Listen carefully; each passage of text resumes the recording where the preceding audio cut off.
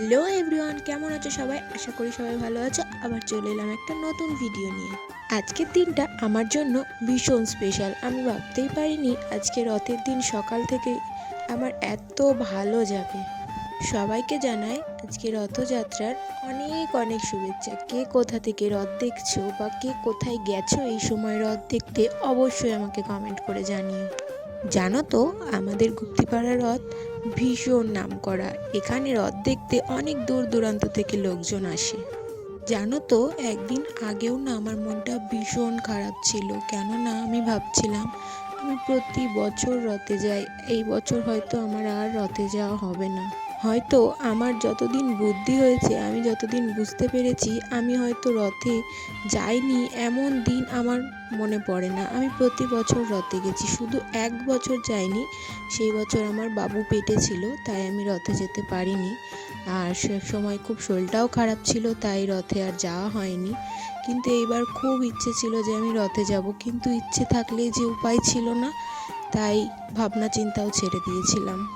কিন্তু কালকে রাতে যে আমার সঙ্গে এত বড় একটা ঘটনা ঘটবে, এত বড় একটা সারপ্রাইজ পাবো, আমি কখনোই ভাবতে পারিনি।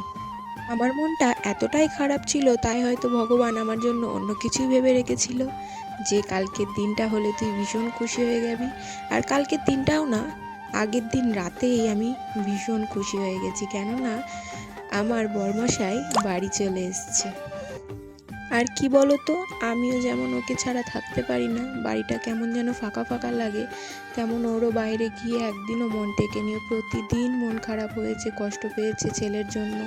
ছেলেটারও আমার ভীষণ শরীর খারাপ হয়েছে, কমছেই না, বাবাকে না দেখতে পেয়ে ভীষণ কষ্ট পাচ্ছে।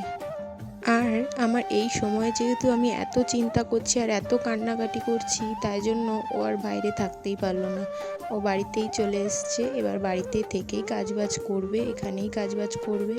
যাক, আমাদের মনটাও ভালো থাকবে, ওর মনটাও ভালো থাকবে, আমার ছেলেটাও সুস্থ থাকবে। আর জানো তো, ও বাড়ি এসছে বলে সকাল থেকে অনেক কাজবাজ ছিল, তাই ভিডিওটা দিতে একটু দেরি হয়ে গেল। এখন কাজ বাজ করে এক জায়গায় যাব, নেমন্তন্ন আছে। আমরা যেখানে রথ দেখতে যাব তার আশেপাশেই আমার বৌদির বাপের বাড়ি, সেখানে আমাদের নেমন্তন্ন আছে। সবাই মিলে, বাড়ির সবাই মিলে যাব। সবটাই তোমাদের সাথে শেয়ার করব, পরের ভিডিওতে শেয়ার করব, এই ভিডিওতে তো আর হবে না।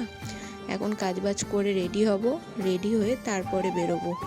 আর জানো তো, এতদিন ধরে সোশ্যাল মিডিয়ায় তোমাদের সাথে ভিডিও শেয়ার করছি, হয়তো তোমাদের সামনে হাসি খুশি রয়েছে, কিন্তু আমার মন মেজাজ একদমই ভালো নেই। এবার থেকে হয়তো হাসি খুশিভাবে মন মেজাজ ভালো করে তোমাদের সাথে ভিডিও শেয়ার করতে পারবো।